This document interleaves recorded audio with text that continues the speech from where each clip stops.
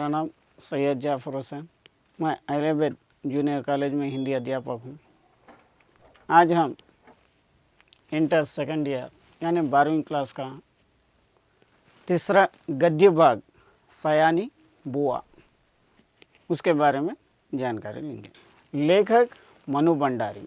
ज़ोर शोर से अन्नू की पहाड़ जाने की तैयारी शुरू हुई। पहले दोनों के कपड़ों की लिस्ट बनी, ओढ़नी बिछाने के सामान की, बर्तन की। क्या है, यहाँ पे ये दोनों पहाड़ जाने के लिए तैयार हो गए और इन लोगों के कपड़ों की लिस्ट बनते गई और जूतों की और शूज़ की, गरम कपड़ों की, ओढ़ने और बिछाने के सामान की और बर्तनों की, ये सब चीज़ की लिस्ट तैयार हो गई। हर चीज़ रखते समय वे भाई साहब को सख्त हिदायत करती थी कि एक भी चीज़ खोनी नहीं चाहिए। भाई साहब को नसीहत करती थी, एक चीज़ भी खोना नहीं, गुमाना नहीं। जितने चीज़ें लेके जा रहे हैं वो पूरे फिर रिटर्न लेके आना है। ये नसीहत करके भाई साहब को बताते हुए भेज रही थी। देखो, ये फ्रॉक मत खो देना, 7 रुपये मैंने इसकी ये सिलाई दी है। जो ये फ्रॉक लेके जा रहे हैं इसे खो देना नहीं, 7 रुपये दे के मैं इसकी सिलाई कराएं। ये प्याले मत तोड़ देना, जो ये प्याले है इसे भी मत तोड़ना, वरना 50 रुपये का सेट बिगड़ जाएगा। अगर से ये प्याला टूट गया तो 50 रुपये का सेट टूट जाता। और हाँ, गिलास को तुम तुच्छी समझते हो, उसकी परवाह ही नहीं करोगे। पर देखो, ये 15 बरस से मेरे पास है और कहीं खरोच तक नहीं आई, तोड़ दिया तो ठीक ना होगा। ये गिलास भी देखो, तुम तो इसे बेकार समझते हैं, तुच्छ समझते हैं, लेकिन इसकी परवाह नहीं करते आप। इसलिए देखते रहो, ये 15 साल से मेरे पास है, इतनी भी खरोच नहीं है, एक घसीटा भी नहीं लगा, तोड़ दिया तो ठीक नहीं रहेगा। प्रत्येक वस्तु की हिदायत के बाद वे अन्नू पर आई। पूरे हिदायत भाई साहब को करने के बाद अब अन्नू पर आई। वो किसी दिन किसी समय क्या खाएगी उसका मेनू बना दिया। अब अन्नू पर क्या होने वाली है देखिए। उन्होंने किस दिन क्या खाना है, क्या पीना है, कौन से टाइम पे खाना है, कौन से टाइम पे पीना है, ये पूरा मेनू बना दिया। कब कितना घूमेंगे, क्या पहनेंगे, सब कुछ निश्चित कर दिया।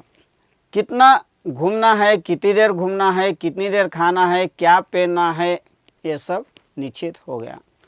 मैं सोच रही थी कि यहाँ बैठे बैठे ही बुआ जी ने उन्हें ऐसे बांध दिया कि बेचारे अपनी इच्छा के अनुसार क्या करेंगे। मैं सोच रही थी कि जो लड़की बुआ जी के पास रहने के वास्ते गई थी, उन्होंने सोच रही थी कि बुआ जी इतनी पाबंदियाँ लगा रही, तो ये बेचारी घूमने के लिए जाके क्या करेंगी। अब सबका चूंकि तो ज़रा अर्ध स्वर में बोली, कुछ अपना भी ख्याल रखना, दूध फल बराबर खाते रहना। हिदायतों की इतनी लंबी सूची के बाद भी उन्होंने यही कहना पड़ा। इसके बाद फिर भाई साहब को भी बोल रही थी, टाइम पे खाना पीना, दूध पीते रहो, फला खाते रहो। इतने हिदायतों के बाद भी जाने तुम लोग मेरे बिना कैसे रहेंगे, मेरा तो मन ही नहीं मानता है। हाँ, बिना भूले रोज़ एक चिट्ठी डाल देना। जाने तुम लोग मेरे बिना कैसा रहते कि मेरा तो दिल ही नहीं कह रहा, मेरा दिल मान रहा भी नहीं। हाँ ठीक है, बिना भूले हर रोज़ मेरे को एक चिट्ठी डाल देते रहना। आखिर वो क्षण भी आ पहुंचा जब भाई साहब एक नौकर और अन्नू को लेकर चले गए। आखिरकार एक टाइम भी आ गया, वो टाइम आ गया कि भाई साहब अन्नू को लेके एक नौकर को लेके चले गए। बुआ जी ने अन्नू को खूब प्यार किया, रोई भी। बुआ जी क्या है, अन्नू को बहुत प्यार करे और रोने भी पड़ी। उनका रोना मेरे लिए नई बात थी। जो उन्होंने रोए थे वो तो मेरे लिए एक नया दिखा, क्योंकि हर दिन कठोर और उन्होंने टाइम की पाबंदी से चलने वाली आज रो रही, तो ये तो मुझे नया दिखा। उसी दिन पहली बार लगा कि उसकी भयंकर कठोरता में कहीं कोमलता भी छिपी हुई है। उसी दिन पहली बार मुझे मालूम हुआ कि इन्हों जितनी डांटती थी उतना ही कोमलता, उतना ही मेहरबानी, हमदर्दी इसमें छिपी हुई है। जब तक तांगा दिखाई देता रहा वे उसे देखती रही। जब तक वो तांगे में बैठ के इन लोग जा रहे थे वो दिखता रहा, जब तक उसके पास ही उन्हें देखती थी। वे उसे देखती ही रही। उसके बाद कुछ क्षण निर्जीव होकर पड़ी रही। उसके बाद उन्होंने बेबसी होकर थोड़ी देर पड़ गई, पर दूसरे ही दिन से घर फिर वैसे ही चलने लगा। फिर दूसरे दिन से फिर टाइम की पाबंदी के साथ घर चलने लगा। भाई साहब का पत्र रोज़ आता था जिसमें अन्नू की तबीयत का समाचार रहते थे। भाई साहब का तो हर रोज़ लेटर आता था, उसमें अन्नू के बारे में, उसकी तबीयत के बारे में रोज़ लिखते थे। बुआ जी भी रोज़ एक पत्र लिखती थी। ये बुआ जी भी हर रोज़ एक लेटर लिखती थी जिसमें अपनी उन मौखिक हिदायत को लिखित रूप से दोहरा दिया करती थी। जो उसकी मौखिक यानी बातचीत में जो बोलती थी वही हिदायत अब लेटर में लिख के भेजती थी।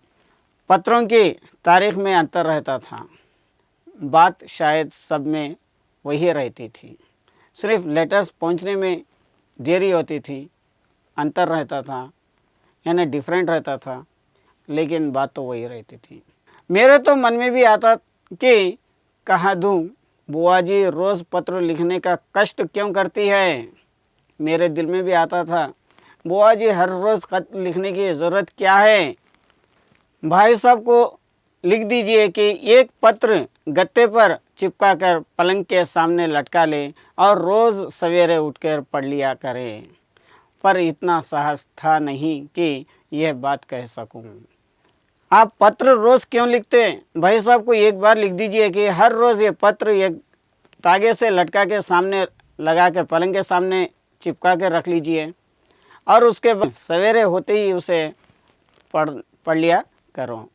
लेकिन इतनी हिम्मत मेरे में भी नहीं थी। करीब 1 महीने के बाद एक दिन भाई साहब का पत्र नहीं आया। 1 महीने के बाद भाई साहब का लेटर नहीं आया। दूसरे दिन भी नहीं आया, फिर दूसरे दिन भी नहीं आया। 1 महीने के बाद 1 दिन 2 दिन भी नहीं आए। बुआ जी बड़ी चिंतित हो उठी। बुआ जी बहुत परेशान हो गई। उस दिन उसका मन किसी भी काम में नहीं लगा। इनके बुआ भाई साहब के लेटर्स नहीं आने की वजह से इनका दिल पूरा किसी काम में नहीं लगा। घर की कसी कसाई व्यवस्था कुछ शिथिल सी मालूम होने लगी। जो घर की जो व्यवस्था थी वो ज़रा उधर इधर बिगड़ते हुए लगी। तीसरा दिन भी निकल गया, फिर तीसरा दिन भी हो गया, लेटर नहीं आया। अब तो बुआ जी की चिंता का पारा नहीं रहा। अब तो देखिए बुआ जी तो बहुत परेशान हो गए। उनकी चिंता, उनकी फ़िक्र की बहुत बड़ी हो गई फ़िक्र।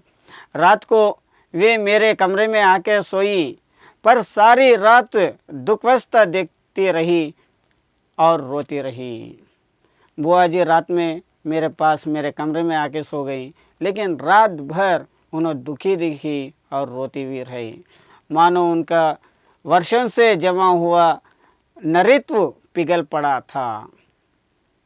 ऐसा लग रहा था कितने के सालों से इन्हें छुपा कर रखे तो नारित्व जो है यानी कठोरपना जो है वो पिघलते हुए आ रहा था और अपने पूरे वेग के साथ बह रहा था और आंसुआं उसके बह रहे थे। वे बार बार कही थी कि उन्होंने स्वप्न में देखा है कि भाई साहब अकेले चले आ रहे हैं। इन सपने में देख रही, बार बार ये बोलती है कि उन्होंने सपने में देखे भाई साहब अकेले आ रहे हैं, अन्नू साथ नहीं है, अन्नू इनके साथ नहीं आ रही। और उनकी आंखें भी लाल है और वे फूट फूट कर रो पड़ती है और इनकी आंखें भी लाल है और इन्हें फूट फूट के रो रही थी। मैं तरह तरह से उन्हें आश्वासन देती, पर बस वे तो कुछ सुन नहीं रही थी। मैं कई तरीक़े से उसको समझा रही थी, लेकिन उन्होंने सिर्फ आंखें लाल करके रोने में पड़ी हुई थी, कुछ सुनी नहीं रही थी। मेरा मन भी कुछ अन्नू के ख्याल से, कुछ बुआ जी की यह दशा देख के बड़ा दुखी हो रहा था। मेरा दिल भी अन्नू के बारे में सोच के, ये बुआ जी की दशा देख के मेरे को भी दुखी हो रहा था। तभी नौकर ने भाई साहब का पत्र ला कर दिया। वो टाइम पे नौकर क्या है, भाई साहब का एक लेटर लेके आ दिया। बड़ी व्यग्रता से कांपते हुए उसने उसे खोला और पढ़ने लगी। बहुत परेशानी से हाथ कांपते हुए उन्होंने क्या है वो लेटर खोले और पढ़ने लगी। मैं भी सांस रोक के बुआ जी के मुंह को और देख रही थी। मैं भी सांस लेके सांस रोक के बुआ जी के मुंह की तरफ देख रही थी कि एकाएक पत्र फेंक कर सिर पीटती बुआ जी चीख कर रो पड़ी। फिर उसके बाद ये लेटर फेंक कर बुआ जी क्या है चीख मार कर रोने लगी। मैं थक रही गई, मैं एकदम थक रही, यानी सड़न घुमासुम हो गई थी।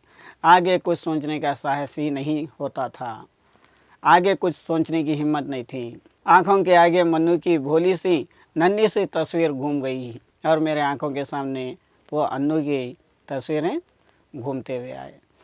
तो क्या अब अन्नू सचमुच ही संसार में नहीं है? ये सब कैसे हो गया? मैंने साहस करके भाई साहब का पत्र उठाया। क्या सचमुच दुनिया में अन्नू नहीं है क्या? ये सब कैसे हो गया? सोचते सोचते हिम्मत करके मैं वो लेटर हाथ में ले ली। उसमें लिखा था, जो पत्र में जो लिखे हुआ था, देखिए क्या था। प्रिय सयानी, समझ में नहीं आता किस प्रकार तुम्हें ये पत्र लिखूं। मुझे कुछ समझ में नहीं आ रहा तुम्हारे को किस प्रकार किस तरीके से ये लेटर लिखूं, किस मुंह से तुम्हें ये दुखद समाचार सुनाऊं, किस मुंह से किस तरीके से ये दुख का मैसेज तुम्हारे दूं। फिर भी रानी, तुम इस चोट को धैर्यपूर्वक सह लेना। फिर भी वो सयानी, तुम ये जो चोट है, जो तकलीफ़ है, उसे हिम्मत से सह लेना।